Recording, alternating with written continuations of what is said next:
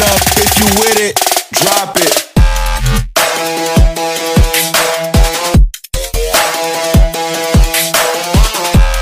Maka malaikat maut turun ke sini. Makanya ketika sakaratul maut sudah datang, maka yang baca Quran hentikan. Kenapa? Oh, memang gitu, ya. Jangan semakin kenceng. Ayo Pak, insya Allah Pak, gitu. Al-Baqarah Pak, Al-Baqarah Pak. Al-Kahfi, Al-Kahfi. Enggak lah. Yang baca Quran berhenti dulu.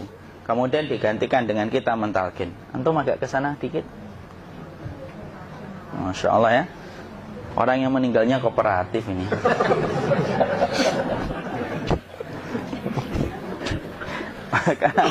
maka agak ke sini ya. Maka disunahkan kita untuk mentalkinnya. Nanti ketika mentalkin jangan terlalu sering, jangan terlalu membebani. Jangan terlalu sering itu la ilaha illallah, la ilaha illallah. Tidak gitulah. Berat nanti dia ngerasakan. Di situ Imam Qurtubi juga menyampaikan, jangan terlalu sering karena itu memberatkan dadanya. Jadi ketika mentalkin, saya sampaikan, boleh diganti atau enggak Ustadz? Enggak lah, talkin itu ibadah. Ibadah itu tauqifiyah. Tauqifiyah itu enggak usah diganti. Karena Rasulullah mengatakan, lakinu ala mautakum la ilaha illallah. Talkin orang yang meninggal di antara kalian dengan la ilaha illallah. Enggak usah diganti Allah Ustadz yang lebih singkat, lebih pendek. Enggak usah. Subhanallah Ustadz, enggak usah. Kenapa? Karena talqin sudah ditetapkan ucapannya oleh Nabi, begitulah kita mencontohnya. Jadi tidak usah diganti. Cara mentalqin, jadi kalau keadaan sudah tenang, tolong kalau sudah sakaratul maut jangan ditinggalkan. Karena sesungguhnya pertempuran setan itu pada detik-detik kematian semacam ini. Dan betul-betul berusaha untuk menjadikan dia murtad. Nanti makanya di situ di buku nanti dibahas kan, pertempuran setan itu sampai detik-detik orang mau mati itu sudah ayo kufur, murtad aja tuh, kamu sakit kan? Nah, itu kayak gitu. Makanya jangan ditinggal. Capek gitu kok nggak meninggal gitu ya. Udah gantian mas. Dan jangan kemudian meninggalkannya. Mangkat dulu gitu. Enggak lah, janganlah. Terus ditampingi terus. Kalau bisa ya sudahlah, berikan waktunya kita untuk sementara waktu itu betul-betul berkhidmah kepada orang yang kita cintai terakhir kalinya. Cara kita kemudian mentalkin adalah, yaitu adalah di sebelah kanannya la ilaha illallah. Biarkan dia mencerna dulu, tidak usah buru-buru kemudian kita langsung nimpali lagi. Dia mencerna dulu sembari kita doakan, peluk, ya Allah dimudahkan gitu. Kalau ada orang yang bisa ngucapin la ilaha illallah itu siapa yang memberikan itu Ustaz? Yang memberikan kekuatan Allah Pak. Karena ngomong aduh aja sudah tidak mampu. Makanya Allah berfirman dalam surat Ibrahim, yusabbitullahu alladhina amanu bil qawli tsabit fil hayatid dunya wa fil akhirah. Allah teguhkan perkataan orang yang beriman dalam kehidupan dunia dan akhirat. Dunia itu ya ketika menjelang kematiannya. Makanya dia bisa ngomong la ilaha illallah. Sebenarnya ngomong aduh aja udah gak mampu. Kalau bisa ngomong, dia mesti ngomong aduhnya dulu. Tapi Allah yang menggerakkan. Ngomong la ilaha illallah.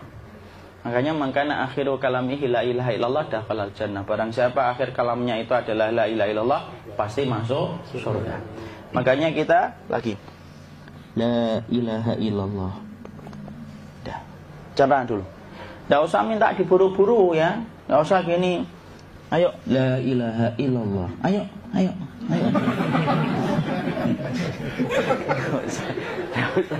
Enggak usah gitu. Ya, biarkan dia pelan-pelan gitu. Ayo tapak, ya Allah capek saya Pak. Enggak usah gitu. Ya, ucapkan la ilaha illallah. Kemudian dia mencerna. Lalu kalau dia sudah mengatakan, untuk mengatakan la ilaha illallah. Nah, kalau sudah mengatakan la ilaha illallah, berarti sudah. Tidak usah ditalkin lagi, tidak usah. Belum meninggal juga Ustaz? Tidak apa-apa, biarin aja. Dia di situ aja. Kecuali dia ngomong lagi dan gak usah diajak ngomong alhamdulillah ya Pak, ya Allah gitu. Terus dia jawab alhamdulillah. Itu berarti ucapan terakhirnya alhamdulillah. Atau ketika habis ditalkin la ilaha illallah, dia ngelihat air. Nah, itu berarti ucapan terakhirnya air. Talkin lagi. Nggak usah marah. Aduh Pak minta air. Kuncinya mau minta air nanti aja dikubur gitu loh. Jangan gitu. Biarin aja, jangan kemudian setelah la ilaha illallah. La ilaha illallah. Terus, ayo tutup, awas ya ngomong lagi ya. Nggak usah gitu juga. Maka kemudian setelah la ilaha illallah sudah, nggak usah diajak ngomong gitu. Terus kemudian nggak usah ada anaknya perempuan, ya Allah Pak, sudah bisa ngomong la ilaha illallah, usah gitu. Cukup dalam hati alhamdulillah gitu. Diam kita dengerin gitu. Disitulah nanti biasanya tadi detik dia terakhir. Dia nanti ngeliat di sini Pak, prosesnya itu nanti kaki langsung sebagian jempol dingin dia. Kaki, telapak kakinya langsung kalau kita geningkan dingin kayak kaki yang kena AC langsung. Kemudian dia langsung ningkup gini, dikit dia, mulai kaku dia. Atau kalau enggak, gini dia. Langsung kayak jatuh, kayak kepala nanti yang paling terakhir, kepala itu pasti ada gerakannya Pak. Ini meninggal itu. Pasti gitu. Pasti gitu. Karena apa? Sudah tidak ada beban ruh yang menahannya. Ya, cabut ya, set pelan, maka kemudian malaikat itu. Tapi tetap sakit lah, walaupun dikatakan ringan, tetap sakit. Maka kemudian sakit gitu, ngelewatin sini. Jantung kemudian sudah tidak berfungsi. Kemudian ginjal Pak, ngelewatin ginjal tidak berfungsi. Bapak bayangkan kan, kalau yang pernah sakit batu ginjal Pak, sepakat nggak kalau kita batu ginjal itu sakitnya luar biasa Pak? Itu baru titik batu kecil di ginjal. Kita bisa bayangkan tiba-tiba ginjal tidak berfungsi. Sakitnya kayak apa Pak? Tiba-tiba ginjal nggak berfungsi, pankreas naik, kemudian tek jantung. Jantung ini dia masih hidup dia, di sininya masih hidup walaupun jantungnya sudah berhenti. Naik. Kemudian mata, dia ngelewatin mata. Organ tubuh yang paling setia sama ruh itu mata. Maka kemudian mata dia ngelihat dia, set. Ngelihat set keluarnya, set naik dia. Ya dilihat ini sama dia.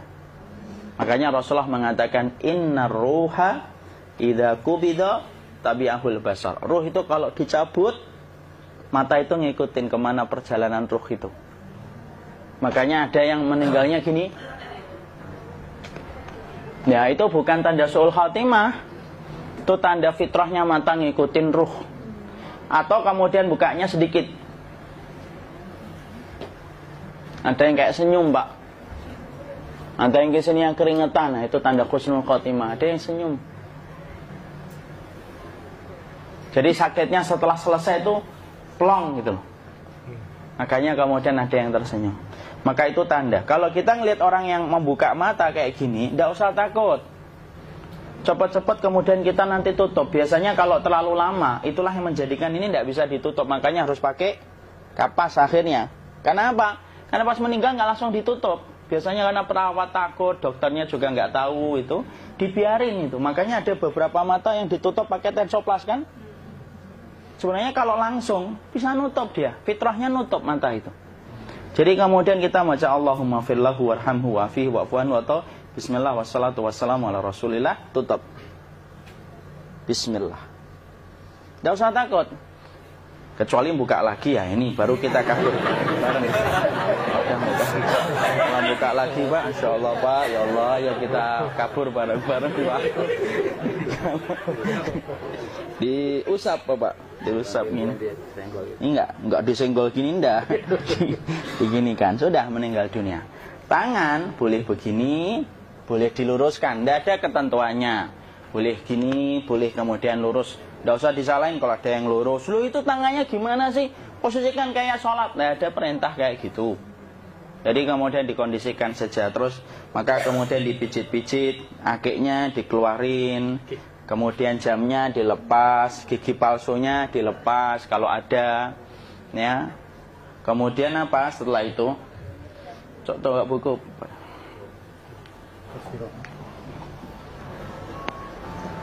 Kemudian kalau bisa awal-awal, kemudian taruh buku atau sesuatu yang agak berat di perutnya ketika baru meninggal dunia. Kenapa kemudian ditaruh kayak gini? Bukan apa-apa, supaya membantu sisa-sisa pencernaan dia untuk keluar. Nanti Pak, biasanya kalau kita taruh agak yang berat gini, atau kemudian kita gini-gini kan, ini udah makan belum Akhi? Udah makan, belum makan kok udah gede ya. Maka pencet-pencet kayak gini biasanya nanti ketika dimandikan, nah pas dimandikan diginikan saja. Aduh. Nah ini dia sudah keluar di belakang, dia gini. Terus nanti keluar dia. Nah ini keluar langsung di belakangnya. Dan memperlakukan orang kalau sudah meninggal dunia itu yang lembut gitu.